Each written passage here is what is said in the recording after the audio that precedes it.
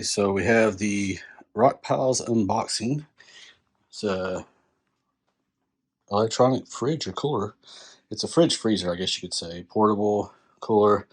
So I got a discount code from a friend and got this for just a little under 200 bucks. It's a 52 quart. You can see there's a digital display. We'll plug it up here in just a minute so you can see it. You open this up. It's pretty darn big. I mean, you can put wine bottles on this side, but you can fit a lot of stuff under. Even under this, you could fit like your cans of pop, soda, whatever you want to call it, Coke as we call it in Tennessee. You can put all that down there. Plenty of space. You put 2 liters in here, whatever your heart's content. You know, shuts like that. It does have just like a suitcase does, as you can see there in the background. It does have this retractable handle. It does have handles here on the sides, so you can lift it, and it has these wheels in the back, so you can tilt it and roll it. So here's the power sources. It does have both AC and DC power adapters. As you can see here, this is what came in the box. This is just a warranty card. Here is your car charger. So you want to plug it up to your car. And here is the two-piece for your at home. So there's the end of this that plugs in to the end of this. This goes into the end of the fridge, and of course this goes to the wall. You have some owner's manual and some other thing on here.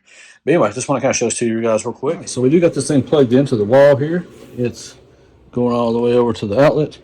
The power stations you could possibly plug in right here as well. So I just noticed this is on max, so I don't know if you can hear it. This is not that loud. Something cool here, I just noticed that it has a USB-A port. So I guess if you want to charge your phone or your camera or something. Now it's 73, that's why I just turned it on, so it's going to be like that.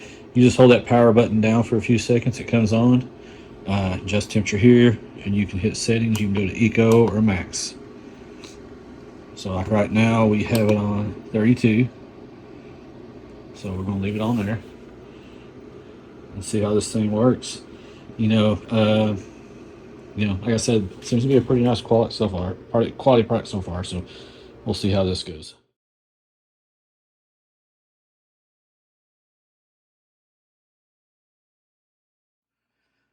We got another delivery from RockPals here recently. We've had and many of you will remember that we do have a power station for the 300 watt that I bought for the CPAP, and I got a video here that I've done testing on that. I'll be sure and post a link to that as well on here if you don't remember or hadn't seen it. But this time we got they had a sale, so we bought the RockPals 500 watt. So should be quite a bit better. And as you all know, we got the RockPals refrigerator. And just a full disclosure, I am not sponsored by RockPals. I'm not an affiliate of theirs. I did apply for affiliate, but I haven't heard back from them.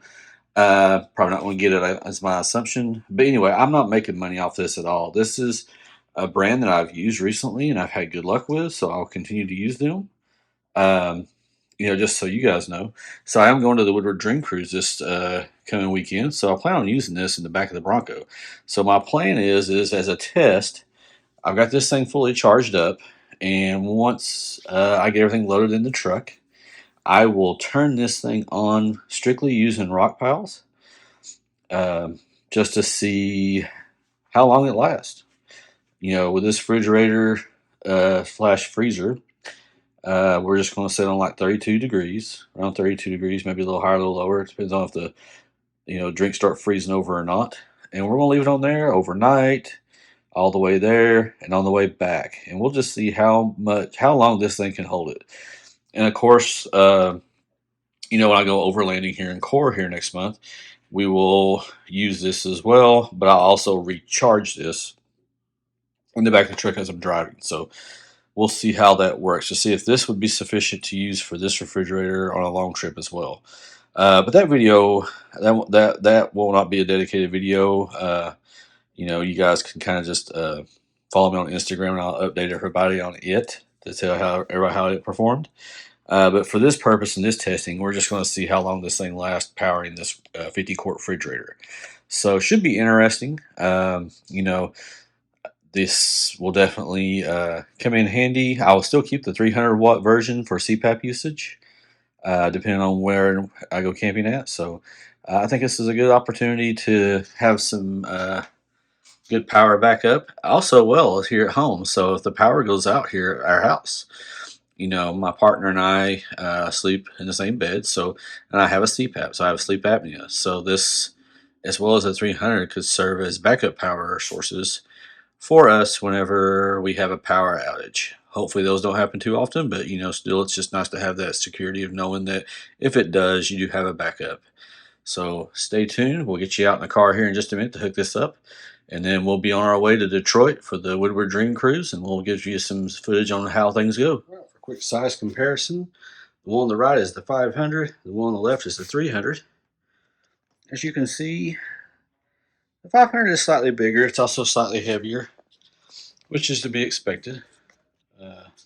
If you put these right here beside each other, you can see the definitely difference in thickness. It's not a huge difference, so just keep that in mind. So it is 9:24 p.m. Friday night.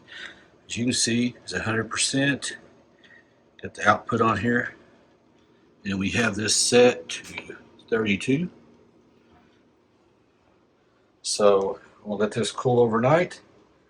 Load up the truck tomorrow morning with drinks inside, and then we'll see how long this bad boy lasts. All right, 13 hours later, we're still at 68%. I just plugged this thing back up so that watt's going up. I know I checked it this morning, the watt output was only 1. So some tips you might want to do is plug this thing up before you're going out into the wall. Get it cooled down before you start using one of these. Also too, now if I was going on an overland trip, I would run an in port over here to the factory DC port right here and have it charging as this thing's running, because obviously this thing's capable of charging this cooler at night while you're not moving. If you were really worried about it, you could probably get a solar panel during the day, but if you're out riding around and going on trails and such, you definitely want to get that plugged up while you're out riding around. So we're going to wrap up here. We're still in Chicago. It's around 10:20, 10:38, 10:40ish. So a little over 13 hours. It's about 13 hours and 10 minutes from the last time we checked. So it's 5 o'clock Central Time, 6 o'clock here in Detroit. We're at the hotel. So I did have it unplugged, so it jumped up to 30. And I had the door open because I was loading full of more stuff. So it did jump up to 37 degrees. Ironically, we're at 37%. You see the output's high because, like I said, I had the door open for a little bit because I put like 2 6-packs of Coke Zero and a 6-pack of bottled water in there just now. And of course, those were all outdoor temperatures. So this thing is working hard to get that temperature back down to where it should be. But yeah, overall, it's been working pretty good so far. I did stop and get some stuff out of it on the way. Anyway, I want to give you guys a quick update. Honestly, I think this is a good setup. So, like I said, you could set it up. You could charge when it's in the car. You could set the power box to be charged in the car while the car is running. But when the car is not running, it'll pass through, or it'll charge the refrigerator then. Otherwise, it'll pass through. So it's a pretty good setup. So I'm happy with it. Like I said, it's a little bigger than what I would only use for most scenarios. And if they had a 30 quart, maybe that'd probably be what I'd go with. But all right, so I got home at 10 till 9 Detroit time, so 10 till 8. So it didn't quite last 24 hours. It's dead. So, anywho, just want to share it with you guys. Like I said, this thing's been going for almost a full 24 hours in an overland situation. As long as you were charging it, either while you're on the road or if you're stationary at a campsite all day with solar or something like that, should be fine. More content to come. Please like and subscribe. Help us beat that YouTube algorithm and grow the channel. Thank you guys so much.